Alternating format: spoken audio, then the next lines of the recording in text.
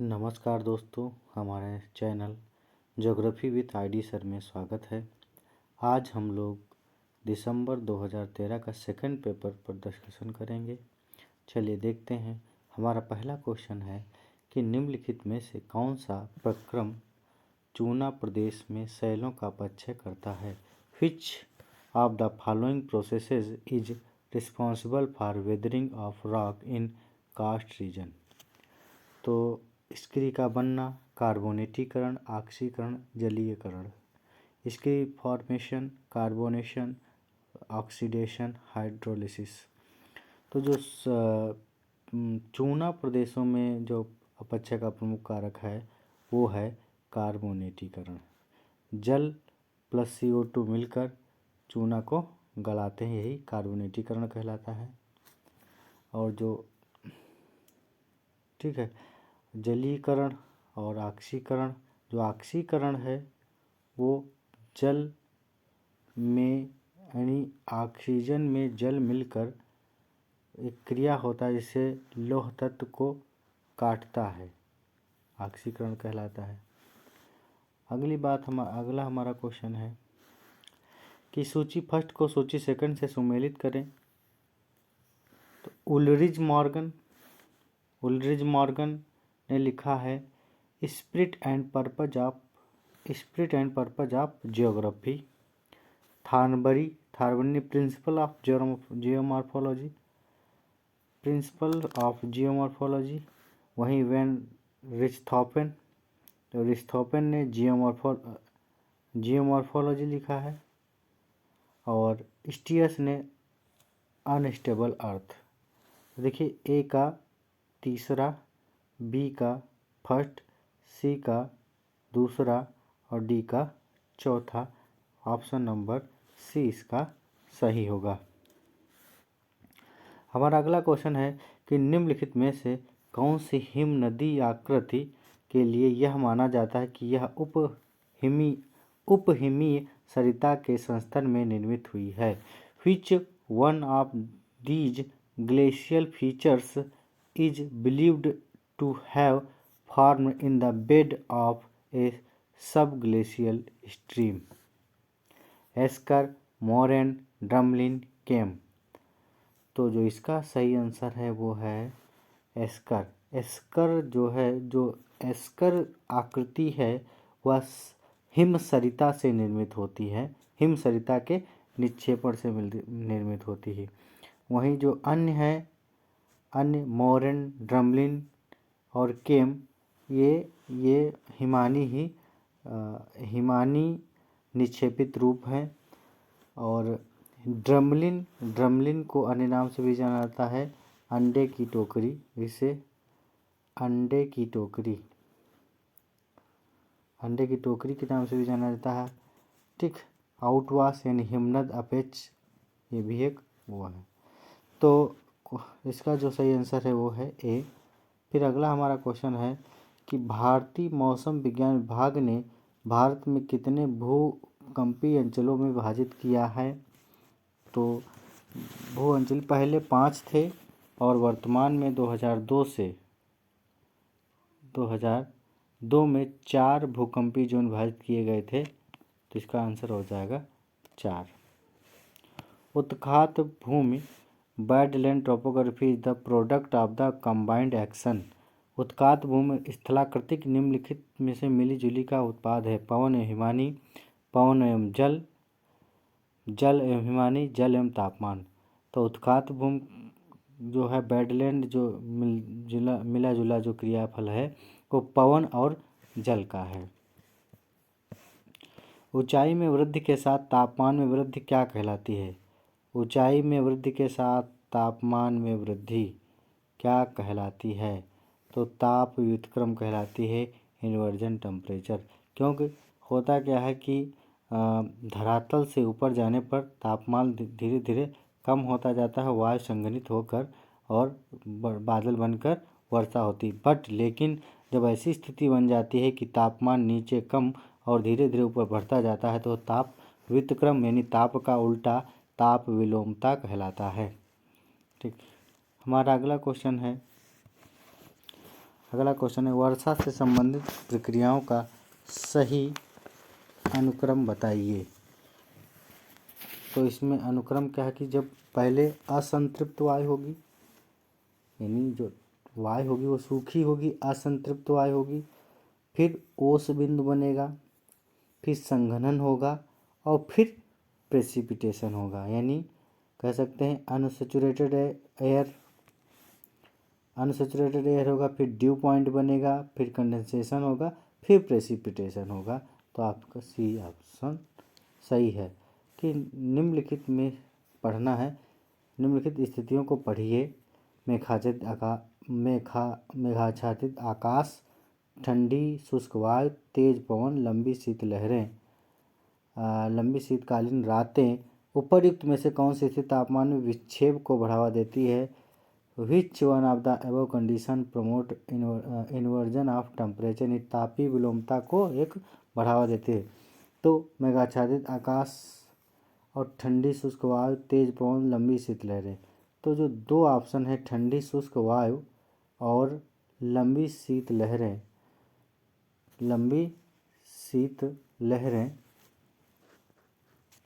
तो ये दो ऑप्शन इसके सही होंगे। अब देखिए इसके और कौन तापीय विलोमता के कौन से आवश्यक होते कंडीशंस आवश्यक होती हैं? जब ताप विलोमता होती है आकाश स्वच्छ होना चाहिए, बादल न हो, यहाँ मेघाच्छादित बादल कह रहा है तो बादल न हो, हवा शांत हो, धरातल के पास शुष्क पवन हो, पार्थिव विकिरण अधिक हो, लंबी रातें हो, यानी शीतकालीन लंबी रातें हो। इसका आंसर डी सही होगा। हमारा अगला क्वेश्चन है थानवेट वर्गीकरण में दक्षिणी गंगा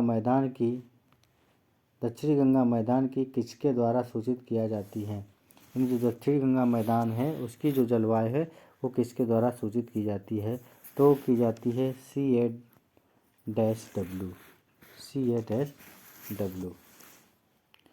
हमारा अगला क्वेश्चन है कि पृथ्वी के घूर्णन के कारण होने वाला पवन विक्षेप क्या कहलाता है? भूमंडलीय पवन, भूविक्षेपी पवन, आकस्मिक पवन, बलात् पवन। तो यहाँ बात कर रहा है कि पृथ्वी के घूर्णन के कारण होने वाला पवन विक्षेप, तो पृथ्वी के घूर्णन होने वाला भूविक्षेपी पवन जियोट्रॉपिक विंड्स कहलाता है। पृथ्वी के घूर्णन के कारण ऐसी घटना घटित होती, इसे कॉरियोलिस बल भी कहा जाता है। हमारा अगला क्वेश्चन है कि जलाशयों में लवणता में वृद्धि किसमें परिवर्तन के साथ होती है? यानी जो जलाशय हैं, तालाब हैं, लवणता में वृद्धि किसके परिवर्तन के कारण होती है? वाष्पीकरण में वृद्धि और ताजे जल के सम्मिश्रण में कमी, वाष्पीकरण में कमी और ताजे जल के सम्मिश्रण में वृद्धि, वाष्पीकरण में कमी और ताजे जल के सम्मिश्रण में कोई परिवर्तन नहीं, वाष्पीकरण में वृद्धि और ताजे जल के सम्मिश्रण में वृद्धि। Increases in evaporation and decrease in admixture of fresh water, यानी जलाशयों में लवणता में वृद्धि किसके परिवर्तन के साथ होती है? जो जलाशय हैं उसमें कैसे परिवर्तन होती है? तो इसका आंसर जो हो जाएगा वाष्पीकरण में वृद्धि और ताजे जल के सम्मिश्रण में कमी, यानी ताज़ा जल कम प्राप्त हो पाता है और वाष्पीकरण अधिक होता है, तो ऐसी स्थिति में लवणता बढ़ जाती है। तो इसका ऑप्शन एक सही होगा। हमारा अगला क्वेश्चन है कथन अभिकथन वाला है कि डेड सागर में लवणता बहुत कम होती है। मृत सागर उष्णकटिबंधीय शुष्क जलवायु क्षेत्र में अवस्थित है जहाँ वाष्पीकरण उच्च, अवक्षेपण निम्न और अपवाह आंतरिक होता है। यानी Dead Sea is located in tropical dry climatic region where evaporation is high, precipitation is low and here drainage is internal। तो इसका सही आंसर हो जाएगा क्योंकि डेड लैंड सागर में लवणता बहुत अधिक होती है, लगभग 220 के प्रतिशत के बीच होती है। तो ए गलत और आर सही है, यानी सही आंसर सी होगा। हमारा अगला क्वेश्चन है कि निम्नलिखित में से कौन सी प्राथमिक हरित गृह गैस वैश्विक ऊष्मन से संबंधित नहीं है? प्राथमिक हरित गैस वैश्विक ऊष्मा से संबंधित नहीं है। जल वाष्प, कार्बन डाइऑक्साइड, मीथेन और हाइड्रोजन। तो कौन सी सम्मिलित नहीं हो जाएगी, होगी हाइड्रोजन। प्राथमिक हरित गैसें कौन सी होती हैं? जल वाष्प, CO2, नाइट्रस ऑक्साइड और मीथेन, ऐसी जलवायु वो गैसें। हमारा अगला क्वेश्चन है कि सूची को मिलान करना है राष्ट्रीय पार्क और राज्य। एराविकुलम आपका केरल में है। केरल में अन्य हैं जो हैं वो जैसे आइनीमुडी और पेरियार है यहाँ, शांत घाटी है, वहीं पराम्बिकुलम है, यहीं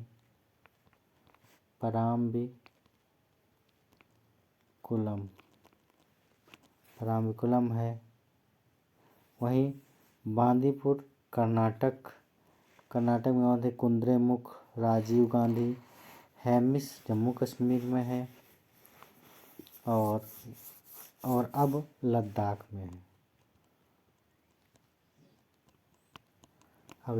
में है। सिरोनी दाचिगम सिरोनी जो है मणिपुर में है और यहाँ अन्य जो हैं वो काइबुल लामजाओ। तो देखिए आंसर कौन सा होगा? एराविकुलम केरल, ए का दूसरा, तो ए का दूसरा यही है, तो सबसे जो सही सटीक आंसर होगा वो ए होगा।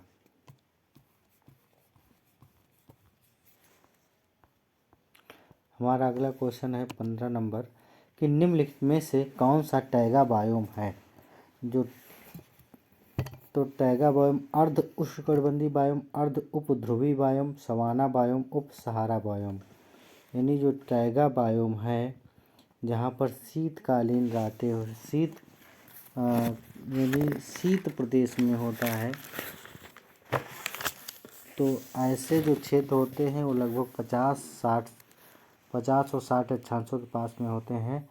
तो इसका जो सही आंसर है अर्ध उत्तर ध्रुवीय बायोम। और दक्षिणी गोलार्ध में टैगा बायोम नहीं पाए जाते हैं। टैगा बायोम केवल उत्तरी गोलार्ध में पाए जाते हैं, क्योंकि वही 50 और 60 के अक्षांश के बीच में दक्षिणी गोलार्ध में कोई स्थल भाग नहीं बचता है, इसलिए वहाँ पर टैगा बायोम नहीं पाए जाते हैं। हमारा अगला क्वेश्चन है, सूची मिलाना है, एक तरफ भूगोलवेत्ता है, एक तरफ देश है। अलेक्जेंडर वाल हम्बोल्ट जो हैं वो जर्मनी से संबंधित हैं। एलन चर्चिल सैंपल वो यूएसए से संबंधित हैं। पीटर हैगेट और जीन ब्रून्स।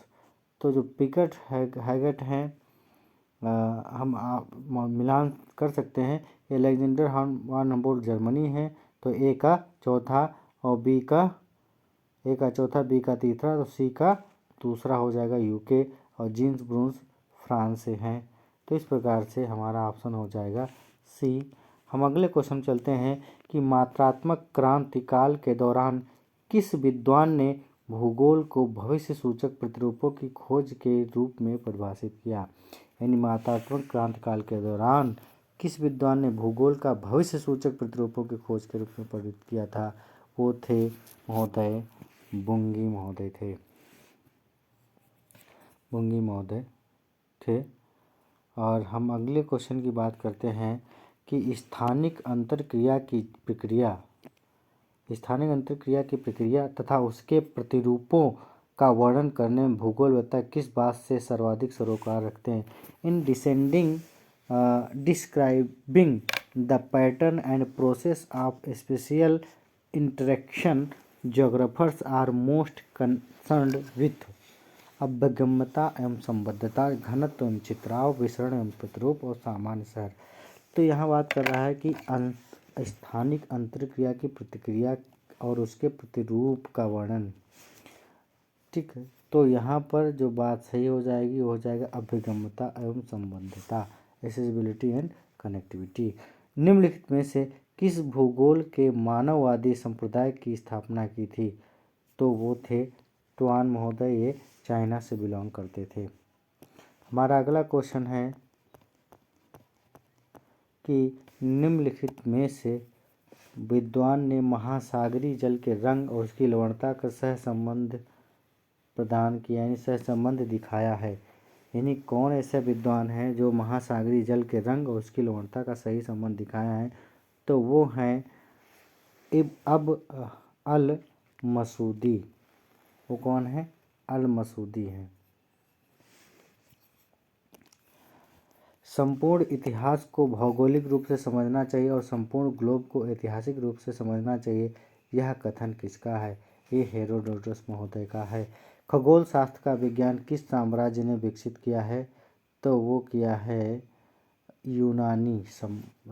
यूनानी लोगों ने किया है। हमारा अगला क्वेश्चन है कि जनांगीय संक्रमण एक प्रकार का ढांचा है जो परिवर्तनों के ऐतिहासिक अनुक्रम का अन्वेषण करता है।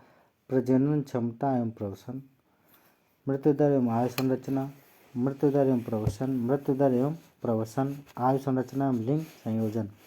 तो इसका जो सही आंसर हो जाएगा वो प्रजनन क्षमता एवं प्रवसन, मृत्युदर एवं आयु संरचना, यानी 1 और डी इसका सही होगा। हम अगली बात करते हैं कि देश में किस राज्य में सबसे अधिक बाल श्रमिक पाए जाते हैं? तो वो उस 2013 का ही आंकड़े संबंधित है कि तो 24 का आंसर हो जाएगा सी, यानी किस राज्य में सबसे अधिक बाल श्रमिक पाए जाते हैं? तो वो आंध्र प्रदेश में पाए जाते हैं। हमारा अगला क्वेश्चन है कि भारतीय की दशकीय जनसंख्या वृद्धि दर में किस दशक से निरंतर कमी आ रही है? तो वो आ रही 1971 और 80 के बीच से जनसंख्या वृद्धि में दशक में निरंतर कमी आ रही है। निम्नलिखित में से किस महासागर में डीगो गार्सिया नाम के 2 द्वीप हैं? वो हैं, उसका जो सही आंसर हो जाएगा वो इंडियन हो जाएगा।